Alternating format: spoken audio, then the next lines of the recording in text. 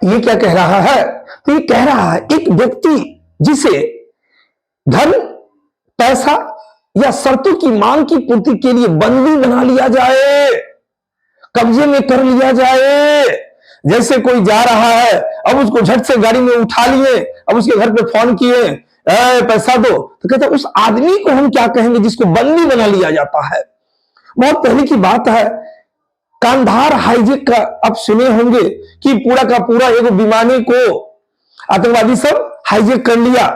तो कहता है जिसको बंदी बना लिया जाता है, हम उसको क्या कहेंगे, उस आदमी को क्या कहेंगे? तो उसको कहा जाता है हॉस्टेज। क्या कहेंगे? हॉस्टेज।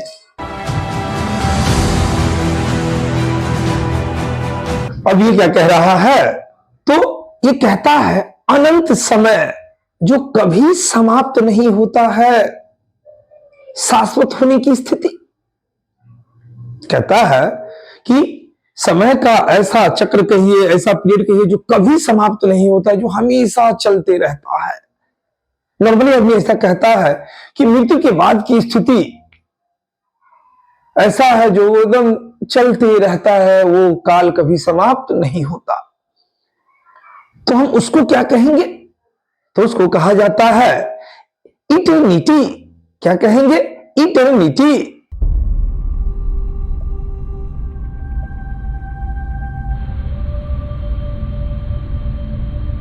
बंद जगहों से डर लगना। कहता है यह एक मानसिक स्थिति है जिसमें व्यक्ति को बंद जगहों से अतार्किक डर लगता है, भय लगता है। मतलब क्या? तो कहता है कुछ आदमी को देखिएगा कि जब वो कोई घेरा बंद है, बंद जगह है, तो उसमें बैठने से, रहने में डर लगेगा।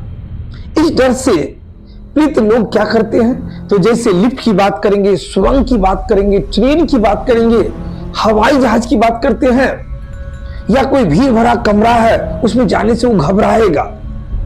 लिफ्ट में अकेले अगर रहेगा तो उसको अजीब टाइप का भय लगता है।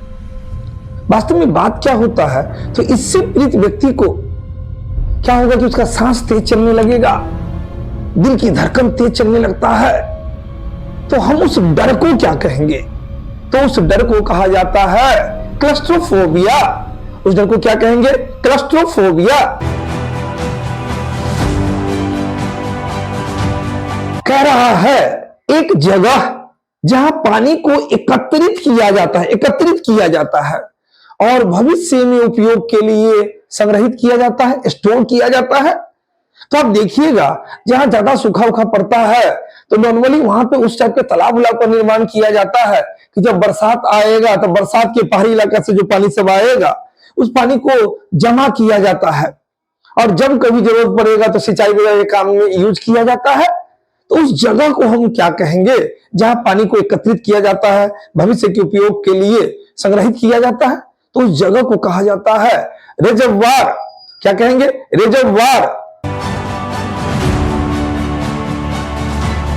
एक ऐसा आदमी या कोई जो हमेशा जीवन के नकारात्मक पहलू को देखे, हमेशा एकदम निराशे में रहे कि हमसे ये नहीं होगा, हमसे वो नहीं होगा, या ऐसा हम तैयारी करेंगे मेरा जॉब में नहीं लगेगा, मतलब कि हमेशा नकारात्मक पहलू को देखे, वस्तुओं का बुरा पक्ष देखने वाला, संसार के दुख को देखने वाला, जानने वाला। मतलब कह सकते हैं कि वो जब भी बैठेगा तो कभी कोई अच्छा बात नहीं, वो हमेशा नेगेटिव पहलू के बारे में चर्चा करेगा। ये करोगे तुमसे ये चीज नहीं होगा, ऐसे करोगे वो चीज नहीं होगा। हम उस आदमी को क्या कहेंगे?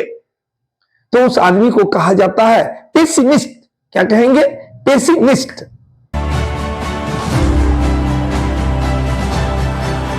ये क्या कहता है? तो कहता है एक छोटा दुकान जो फैशनेबल कपड़ा बेचता है, मतलब कि दुकान बड़ा छोटा है लेकिन एक सिलेक्टेड कपड़ा सबको रखेगा, कुछ कपड़ा बेचेगा। या देखिएगा खासकर आपके गांव सब में भी होगा कि महिला लोग क्या करती है कि कोई कपड़ा सिलने वाला दुकान खोली और उसमें कुछ कपड़ा उपड़ा भी रखे रहेगी, अलग हट के कुछ कपड़ा सब रखे रहती है, उसको वो बेचती है, सिलाई भी होगा बेचती भी है। तो कह रहा है एक छोटा दुकान जो सिलेक्टेड कपड़ा, फैशनेबल कपड़ा, स्टाइलिश कपड़ा को बेचता है, उस दुकान को क्या कहेंगे? तो उसके लिए एक टर्म दिया गया, बुटीक। क्या कहेंगे? बुटीक। अभी क्या कह रहा है? तो कह रहा है कोई शोक कविता जो किसी के मरने पर कोई कवि या वक्ता दुख उदासी व्यक्त करता है, हम उस कविता को क्या कहेंगे? कभी कभी देखिएगा कोई आदमी मर जाता है, अब उसके बाद देखिएगा एक समारोह आयोजित करता है और उसके बारे में कुछ आदमी चंद शब्द कहता है या कविता नुमा उसके बारे में दुख व्यक्त करता है, हम उस कविता को क्या कहेंगे? उसको कहा जाता है एलर्जी। क्या कहेंगे? एलर्जी।